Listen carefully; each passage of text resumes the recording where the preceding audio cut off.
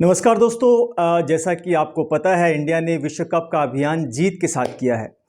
विश्व कप के अपने पहले ही मैच में 5 बार की विश्व चैंपियन ऑस्ट्रेलिया को हरा दिया है। तो जब आप जीत के साथ विश्व कप की शुरुआत करते हैं, वो भी ऑस्ट्रेलिया जैसी टीम को हराकर, तो टीम के खिलाड़ियों का मनोबल बढ़ता है और विश्व कप के बाकी टीमों को हराना आसान हो जाता है। अब दोस्तों, इस जीत के साथ इंडिया को क्या हासिल हुआ? इस जीत के साथ इंडिया को मिल गया है 2 महत्वपूर्ण अंक, जबकि ऑस्ट्रेलिया को अभी तक कोई पॉइंट्स नहीं मिले। खैर, विश्व कप लंबा है, सारी टीमें एक दूसरे के खिलाफ खेलेंगी, तो मेरे हिसाब से ऑस्ट्रेलिया के लिए सेमीफाइनल में पहुंचना ज़्यादा कठिन नहीं होगा। लेकिन इंडिया के लिए ऑस्ट्रेलिया को हराना बहुत ज़रूरी था और वो काम हो गया है। अब आते हैं महत्वपूर्ण मुद्दे पर, यानी इंडिया और ऑस्ट्रेलिया के बीच वर्ल्ड कप के पहले मैच की पोस्ट मैच एनालिसिस। यानी इस मैच में ऐसा क्या हुआ कि ऑस्ट्रेलिया जैसी टीम हार गई। इसके अलावा चेपोक का पिच कैसा बिहेव कर रही थी। उम्मीद तो थी कि मैच हाई स्कोरिंग होगा, लेकिन ऐसा नहीं हुआ। तो इन सारी बातों को आगे डिस्कस करते हैं। दोस्तों, सबसे पहले बात करते हैं ऑस्ट्रेलिया की बैटिंग की। टॉस जीतकर पहले बैटिंग लेने का ऑस्ट्रेलिया का फैसला अच्छा था, लेकिन जैसे ही मिचेल मार्श को मैच के तीसरे ओवर में बुमराह ने स्लिप पर कैच आउट कराया, तो ऑस्ट्रेलियंस के लिए मुसीबत शुरू हो गई। ऐसे में वार्नर को लगा कि अब मैच में टिक कर खेलना पड़ेगा, नहीं तो रन नहीं बन पाएंगे। जब आप रोक कर मैच खेलते हैं या विकेट बचाने में लगे रहते हैं, तो इसका फर्क रन रेट पर पड़ता है। हालांकि इसके बावजूद वार्नर और स्टीव स्मिथ ने अच्छी रन रेट के साथ बल्लेबाजी की। इन दोनों ने मोहम्मद सिराज और पांड्या के गेंदों को अच्छी तरह खेला और मैदान के चारों तरफ अच्छे शॉट्स लगाए। लेकिन जैसे ही अश्विन गेंदबाजी करने आए, रन रेट गिरने लगा, क्योंकि अश्विन के गेंद को खेलने में ऑस्ट्रेलियंस को परेशानी हो रही थी। जब वनडे और टी20 मैचों में रन नहीं बन रहे हों, तो बैट्समैन को फ्रस्ट्रेशन होती है, क्योंकि आमतौर पर जब कोई भी टीम पहले बैटिंग करने आती है, तो खिलाड़ियों ने ड्रेसिंग रूम में एक टारगेट सेट किया होता है, जैसे 300 रन का टारगेट या फिर 280 रन का टारगेट। लेकिन जब चीज़ें मनमाफिक नहीं होती है, तो बल्लेबाज रन गति को बढ़ाने के लिए लंबे शॉट्स खेलना शुरू करता है और नतीजा विकेट भी गिरने लगते हैं। अब दोस्तों, मैंने जैसे पहले वाले वीडियो में कहा था कि कुलदीप यादव बॉल को फ्लाइट कर हमेशा बल्लेबाज को शॉट मारने के लिए ललचाते हैं, और ठीक ऐसा ही वार्नर के साथ भी हुआ। कुलदीप की फ्लाइट बॉल पर वार्नर चकमा खा गए। उनको लगा कि वे पुल शॉट खेलेंगे, पर बॉल की हाइट का उनको अंदाजा नहीं आया और वो सीधे कुलदीप यादव को ही कैच दे बैठे। पर मेरी नज़र में सबसे बड़ा विकेट था स्टीव स्मिथ का। जडेजा ने गेंद को जो घुमाया, स्टीव स्मिथ भौचक्के रह गए जब उनका ऑफ स्टंप उड़ा और बॉल काफ़ी टर्न हो रही थी। ऑस्ट्रेलियाई बैटिंग लाइन में यही एक टर्निंग पॉइंट था। अगर स्टीव स्मिथ विकेट पर 40 ओवर तक टिके रहते, तो शायद स्कोर 260 के आसपास पहुंचा सकते थे। अगर स्कोर इतना होता, तो शायद इंडिया के लिए यह मैच जीतना बड़ा डिफिकल्ट होता, क्योंकि स्टीव स्मिथ ऑस्ट्रेलियाई बल्लेबाजी की रीढ़ है। तो उनके आउट होते ही ऑस्ट्रेलिया के बाकी के बल्लेबाज प्रेशर में आ गए। और दोस्तों, जब क्रिकेट में आप प्रेशर में आते हैं, तो आपका कंसंट्रेशन लूज होने लगता है, जिससे आप रन नहीं बना सकते। यही फर्क होता है क्रिकेट और फुटबॉल में। फुटबॉल में आपको रीटेक का चांस मिलता है, लेकिन क्रिकेट में एक बार विकेट चला गया तो फिर दोबारा मौका नहीं मिलता। इसलिए क्रिकेट में एकाग्रता बहुत ज़रूरी है। इसलिए आपने अक्सर देखा होगा कि खिलाड़ी विपक्षी बल्लेबाज का ध्यान भटकाने के लिए स्लेजिंग करते हैं। स्लेजिंग का मकसद ही होता है कि बैट्समैन की एकाग्रता को भंग करना। दोस्तों, पहला विकेट जल्दी खोने के बावजूद स्टीव स्मिथ और वार्नर ने अच्छी बैटिंग कर रन गति को मेंटेन करने की कोशिश की।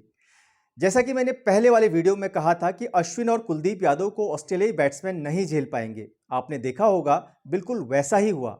जैसे ही स्पिनर गेंदबाजी करने आए, रन रेट पर लगाम लग गया। हालांकि वार्नर और स्मिथ बीच बीच में चौके लगाकर रन रेट को मेंटेन करने की कोशिश कर रहे थे। अब दोस्तों, रविंद्र जडेजा ने लबुशेन और एलेक्स करी को लगातार आउट कर ऑस्ट्रेलिया मिडिल ऑर्डर की कमर तोड़ दी। जडेजा को क्यों फायदा मिला? वो इसलिए कि ऑस्ट्रेलियाई बल्लेबाज कुलदीप यादव और आर अश्विन को हिट करने से डर रहे थे। इन दोनों ने ऑस्ट्रेलियाई बल्लेबाज को एकदम बांध कर रखा था। ऐसे में ऑस्ट्रेलियन बैट्समैन को लगा कि जडेजा कमजोर कड़ी हो सकते हैं, और जडेजा को हल्के में लेना ऑस्ट्रेलियंस को भारी पड़ा। जडेजा ने बॉलिंग करते समय अपनी लाइन एकदम पकड़ कर रखी थी। उन्होंने बिल्कुल ऑफ स्टंप के आसपास बॉल रखी, क्योंकि पिच से स्पिन को मदद मिल रही थी। तो ऐसे में विकेट तो मिलना ही था। इसलिए कहा जाता है कि लाइन और लेंथ गेंदबाजों के लिए काफ़ी मायने रखती है। मैक्सवेल भी कुलदीप यादव को हिट करने के चक्कर में बोल्ड हो गए। यही कुलदीप यादव की खासियत है दोस्तों।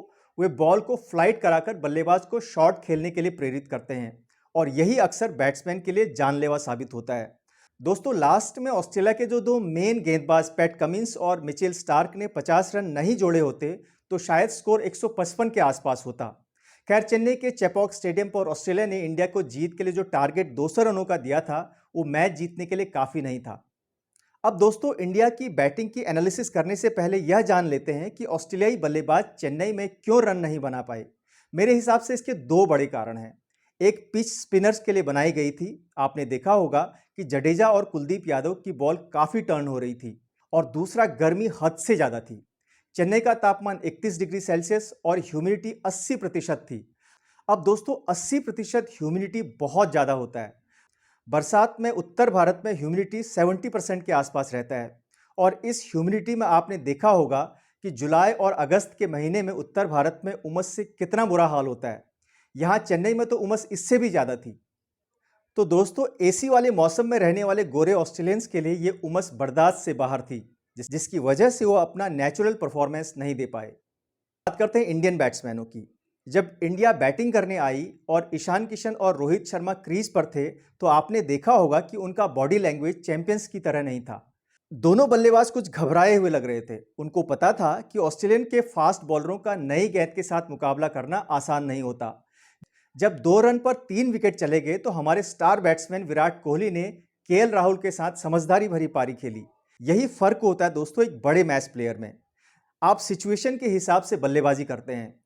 विराट कोहली की आप कितनी भी क्रिटिसाइज क्यों ना कर लें, लेकिन वे बिग मैच प्लेयर हैं।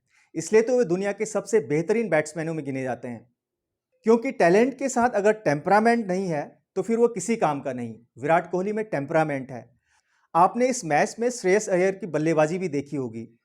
जब 2 विकेट शून्य पर आउट हो गए तो श्रेयस अय्यर को इस तरह के शॉट्स खेलने की जरूरत नहीं थी। तो दोस्तों, अब आप बोलोगे कि ईशान किशन ने भी तो बाहर जाती गेंद को छेड़ने की कोशिश की।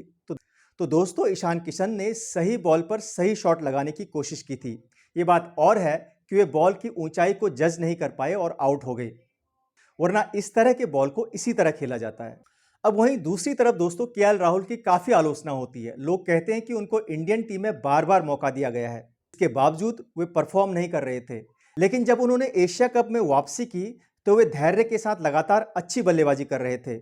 इस मैच में भी आपने देखा होगा कि उन्होंने एडम जंपा को सेटल नहीं होने दिया और टेस्ट मैच वाले स्टाइल में बल्लेबाजी कर 97 रन बनाए और इंडिया को जिताकर ही मैदान से लौटे। अब दोस्तों, ये चीज दिखाता है कि केएल राहुल एक मैच्योर बैट्समैन बन चुके हैं।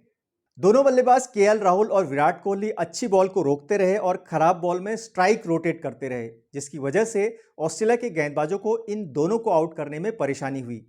दोस्तों, जब कोहली 12 रन पर खेल रहे थे तब हैजलवुड की बॉल पर मिशेल मार्श ने उनका आसान सा कैच ड्रॉप कर दिया। इससे बहुत सारे लोग कहते हैं कि अगर मिशेल मार्श ने वह कैच पकड़ा होता तो शायद इंडिया मैच हार जाता, पर ऐसा नहीं है दोस्तों।